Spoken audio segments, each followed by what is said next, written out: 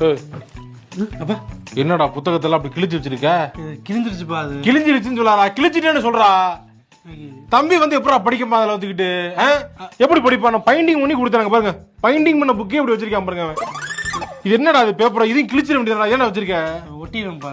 கோந்து போட்டு விட்டுருப்பா. ஒட்டி ஒட்டி நீ படிப்பே அது மாதிரி. உன்ட புக் கொடுத்த எப்படி பண்ணி போல தம்பி படிக்க வேணாம் புக்கு? படிக்கும் போது கிழிஞ்சிருச்சுப்பா. ஏய் நீ படிச்சு கிழிச்சதா எங்களுக்கு தெரியுமே.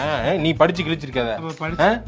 படிச்சு நீ கிழிச்சிருக்க. என்ன மார்க்கு? என்ன மார்க்கு? போ எடுத்துட்டு போ.